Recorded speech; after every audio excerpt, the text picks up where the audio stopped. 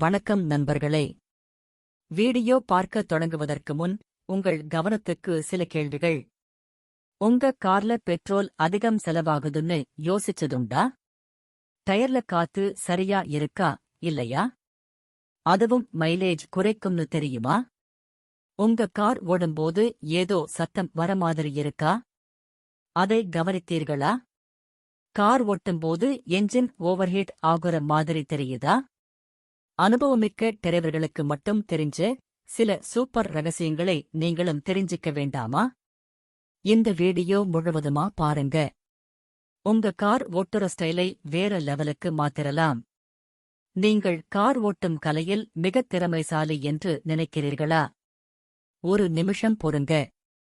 நீங்கள் கேள்விப்படாத கார் ரகசியங்கள் உலகம் முழுக்க உள்ளது. இதையெல்லாம் தெரிஞ்சுக்கிட்டா உங்க கார் டிரைவிங் வேற லெவல். அனுபவம் வாய்ந்த நிபுணத்துவம் கொண்ட டிரைவர்கள் சொல்லாத சில ரகசியங்களை நாம் பார்க்கலாம். இந்த ரகசியங்கள் உங்கள் நேரத்தையும் பணத்தையும் மிச்சப்படுத்தலாம். இந்த வீடியோவை முழுவதும் பார்த்து முடிக்கும்போது உங்கள் டிரைவிங் திறமை வேற லெவலுக்கு போயிருக்கும்.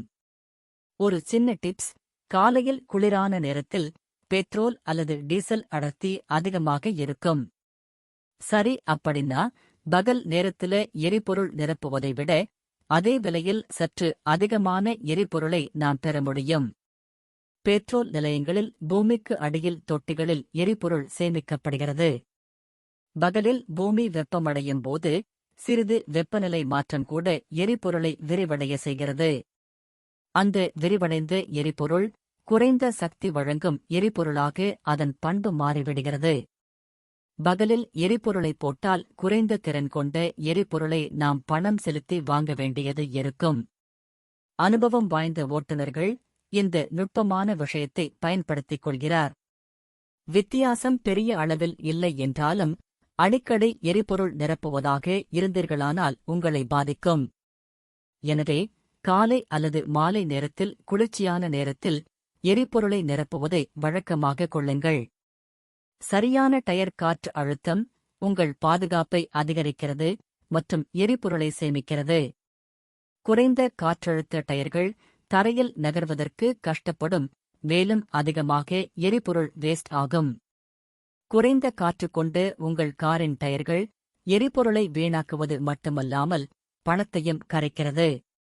ஏதாவது கார் அல்லது வாகனம் உங்களுடைய பிளைண்ட் ஸ்பாட்டில் இருந்தால் உங்கள் சைட் மிரரின் மேல் ஒரு லைட் சிக்னல் எரியும். சென்சார்களை பயன்படுத்தி இத்தகைய பிளைண்ட் ஸ்பாட்டில் வரக்கூடிய வாகனங்களை கண்காணிக்க முடியும். மேலும் இன்றைய நவீன வாகனங்களில் ஒரு வாகனம் உங்கள் பிளைண்ட் ஸ்பாட்டில் இருந்தால் நீங்க அதை பார்க்காமல் டிராக் மாற சைடு சிக்னல் போட்டால் விளக்கு எரியாது.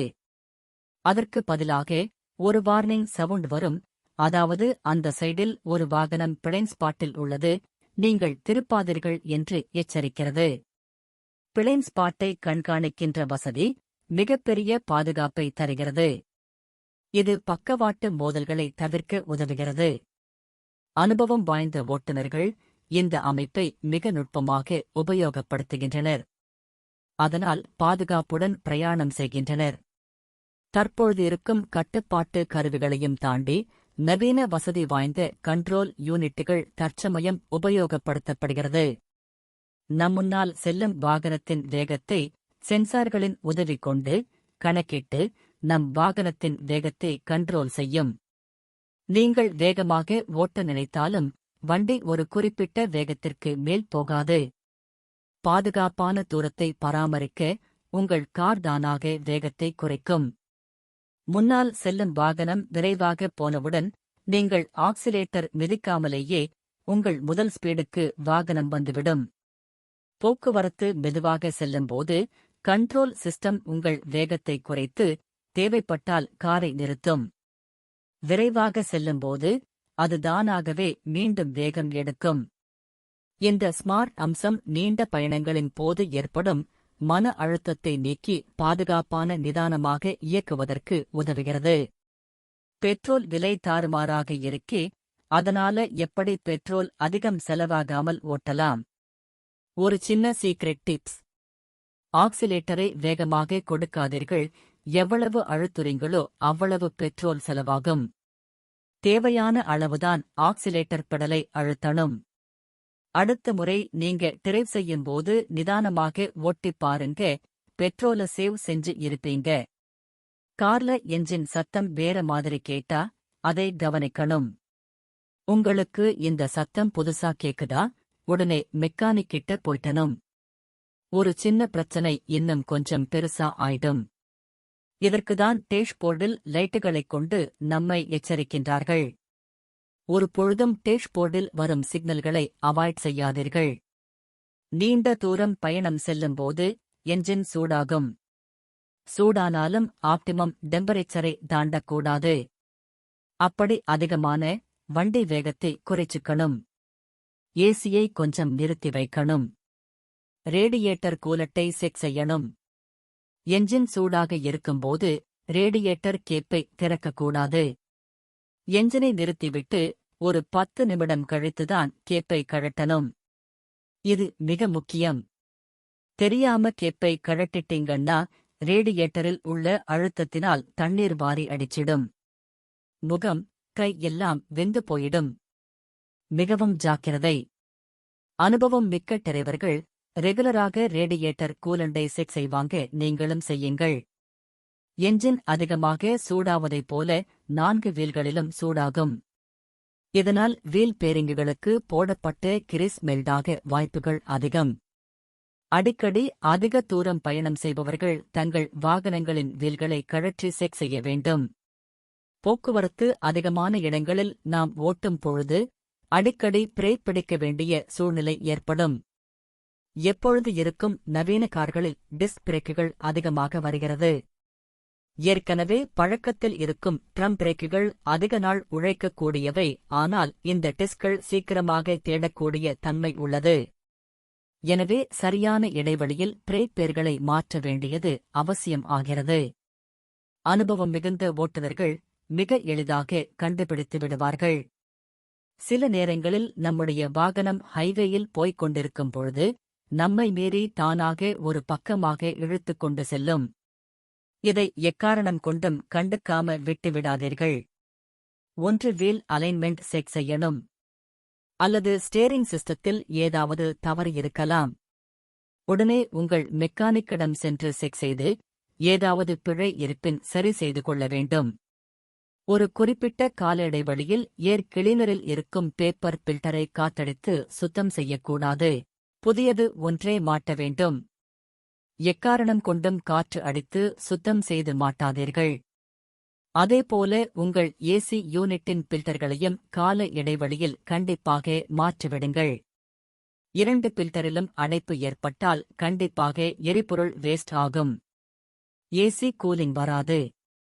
வாகனம் பள்ளத்திலோ அல்லது ஸ்பீடு பிரேக்கரிலோ ஏறி இறங்கும் பொழுது பின் சக்கரங்களிலோ அல்லது முன் சக்கரத்திலோ பொதுவிதமான சப்தம் கேட்டால் கண்டிப்பாக சஸ்பென்ஷன் சிஸ்டத்தை செக் செய்ய வேண்டும். அலட்சியமாக விட்டீர்களானால் பின்னாளில் மிகப்பெரிய செலவு செய்ய வேண்டி வரும். உள்ளே அமர்ந்திருப்பவர்களுக்கு இடுப்பு வலி, முதுகு வலியும் வரும். ஹைவேயில் நம் வாகனம் போய்க் கொண்டிருக்கும் பொழுது ரோட்டில் டயர் ஓடும் சவுண்ட் மட்டும்தான் கேட்க வேண்டும். வேறு ஏதாவது அரைப்பது போல பின்புறம் சத்தம் கேட்குமானால் டிபரென்ஷியல் ஆயிலை செக் செய்ய வேண்டும். அந்த ஆயிலில் மெட்டல் பீஸ்கள் ஏதாவது இருக்கும் பட்சத்தில் கண்டிப்பாக டிபரென்ஷியலை சர்வீஸ் செய்ய வேண்டும். நாம் வண்டியை கார் பார்க்கிங்கில் நிறுத்திய இடத்தில் ஏதாவது ஆயில் தரையில் லீக் ஆகியிருந்தால் கண்டிப்பாக என்ஜினில் எங்கிருந்து லீக் ஆகிறது அல்லது பிரேக் சிஸ்டத்தில் இருந்து லீக் ஆகிறதா என்பதை செக் செய்ய வேண்டும். இதை சுத்தமான ஒரு தரையில் நம் வண்டியை நிறுத்தி பார்க்க வேண்டும் அல்லது ரேம்பிள் ஏற்றி செக் செய்ய வேண்டும். மற்றபடி வண்டி சர்வீஸ் செய்யும்போது செய்ய வேண்டிய அனைத்தும் வண்டியை சர்வீஸ் விட்டு செய்து கொள்ள வேண்டும். நாம் கியரை மாற்றும் பொழுது கிளட்ச் பெடலை முழுவதும் அழுத்த வேண்டும். அப்படி அழுத்தியும் கியர் விழுவதற்கு கடினமாக இருந்தால் கிளட்ச் பெடலின் கீழ் வரும் ஹைட்ராலிக் பம்பை செக் செய்ய வேண்டும். பம்ப் நன்றாக இருந்தால் கிளட்ச் பிளேட் தேய்மானம் ஆகியிருக்கலாம். அதையும் சர்வீஸ் விட்டு செக் செய்து கொள்ளவும். கிளட்ச் பெடல் முழுவதும் உள்ளே அழுத்திவிட்டு காலை எடுக்கும் பொழுது கண்டிப்பாக எந்தவித பிடிப்பும் இல்லாமல் கிளட்ச் பெடல் வெளியில் வர வேண்டும். அப்படி கிளட்ச் பெடல் வரவில்லை என்றால் ஹைட்ராலிக் பம்பை செக் செய்ய வேண்டும். பம்பின் உள்ளே வரும் ரப்பர் கேஸ்கட்டுகளும் ஓரிங்களும் தேய்ந்து போய் இருக்கலாம். ஒரு ஹைட்ராலிக் பம்பு கிட் வாங்கி சர்வீஸ் செய்துவிடலாம். நவீன வாகனங்களில் அதிகப்படியான ஆட்டோமேட்டிக் கியர் பாக்ஸ்கள் வருகிறது. அவற்றில் பிரச்சனைகள் ஏற்படும் போது டேஷ்போர்ட்டில் இண்டிகேஷன் வரும். அதை வைத்து கியர்பாக்ஸின் பழுதை சரி செய்து கொள்ளலாம். கார் பற்றிய பல விஷயங்களை தெரிந்து கொண்டிருப்பீர்கள். உங்களுக்கு இந்த வீடியோ பிடித்திருந்தால், இது மற்றவர்களுக்கு தெரிய வேண்டும் என்று நீங்கள் நினைத்தால் ஷேர் செய்யுங்கள். உங்களுக்கு வேறு ஏதாவது டிரைவிங் டிப்ஸ் தெரியுமா? அல்லது உங்களுக்கு ஏதேனும் சந்தேகம் இருக்கிறதா? கமெண்ட்ஸில் சொல்லுங்கள். நாம் அடுத்த வீடியோவில் சந்திக்கலாம். Drive safe, take care.